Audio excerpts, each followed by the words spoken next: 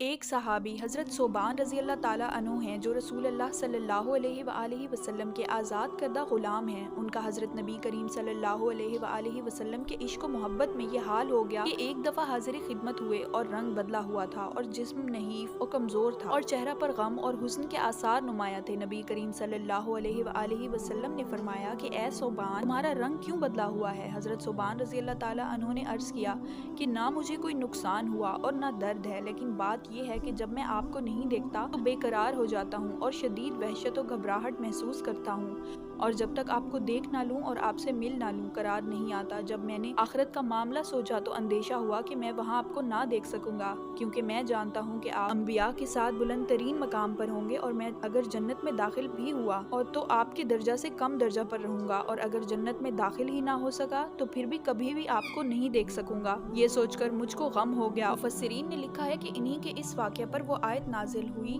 جو اللہ اور رسول کی اطاعت کریں گے وہ انبیاء، صدیقین، شہداء اور صالحین کے ساتھ ہوں۔ شاہ دولہ ایک بزرگ تھے۔ ان کا قصہ ہے کہ شاہ دولہ کے وطن میں ایک مرتبہ طوفان برپا ہوا اور ان کے وطن کے قریب ایک بہت بڑی نہر بہتی تھی۔ طوفان کی وجہ سے اس نہر کا رخ شہر کی طرف ہونے لگا تو سارے لوگ گھبرا گئے اور کہنے لگے کہ اگر ایسا ہوا تو پھر سارا شہر ڈوب جائے گا، اس لیے چلو کسی اللہ والے سے دعا کروا لیں۔ وہاں شاہ دولہ بزرگ موجود تھے۔ لوگ ان کی خدمت میں آ کر کہنے لگے کہ حضرت، اس وقت نہر کا رخ شہر کی طرف ہے اور خطرے کی یہ صورت ہے، اگر ایسا ہوا تو پھر سارا شہر ڈوب جائے گا، اللہ تعالیٰ سے آپ دعا کر دیجئے کہ وہ ہم سب کو بچا لے۔ تو انہوں نے آنے والوں سے کہا کہ تمہارے پاس پھاوڑے ہیں؟ تو کچھ لوگوں نے کہا کہ ہاں ہیں۔ کہا کہ جاؤ پھاوڑے اٹھا لاؤ۔ لوگ پھاوڑے لے کر وہاں پہنچے اور شاہ صاحب کے ہاتھ میں تھما دیے۔ شاہ دولہ ان کو لے کر نہر کے اس کنارے پہنچ گئے جہاں سے پانی آنے کا اندیشہ تھا، اور کہنے لگے کہ یہ جو مینڈ لگی ہے اس کو کھودو تاکہ پانی ادھر کو آ جائے۔ لوگ کہنے لگے کہ حضرت یہ کیا ہو رہا ہے؟ ہم تو یہ کہنے کے لیے آئے تھے کہ اس سے بچیں، یہ تو ہم سے وہ کام کروا رہے ہیں جس سے کہ شہر ڈوب جائے گا۔ اس پر ان بزرگ نے ایک جملہ کہا کہ جدھر میرا مولا ادھر شاہ دولہ، یعنی جو میرے مالک کی مرضی ہے وہی شاہ دولہ کی مرضی ہے۔ میں کوئی کام میرے رب کی مرضی کے خلاف نہیں کروں گا۔ اس سے معلوم ہوا کہ جب بندہ اپنی مرضیات کو اللہ کی مرضی کے تابع کر دیتا ہے اور اطاعت خداوندی کو اپنے اوپر لازم کر لیتا ہے تو وہ تکلیف میں بھی راحت محسوس کرتا ہے۔ حضرات صحابہ کرام کی رسول اکرم صلی اللہ علیہ وآلہ وسلم سے محبت و عشق کا عجیب حال تھا۔ مروی ہے کہ حضرت عبداللہ بن زید رضی اللہ تعالیٰ عنہ نے حاضر خدمت ہو کر عرض کیا کہ یا رسول اللہ، جب آپ بھی انتقال فرما جائیں گے اور ہم بھی مر جائیں گے تو آپ علیین میں ہوں گے، جہاں سے ہم نہ آپ کو دیکھ سکیں گے اور نہ آپ کے ساتھ جمع ہو سکیں گے۔ پھر انہوں نے اس پر بڑے ہی حزن اور غم کا اظہار کیا تو اللہ نے یہ آیت نازل فرمائی، جو اللہ اور رسول کی اطاعت کریں گے وہ انبیاء، صدیقین، شہداء اور صالحین کے ساتھ ہوں گے۔ انہی حضرت عبداللہ کے بارے میں آیا ہے کہ جب نبی کریم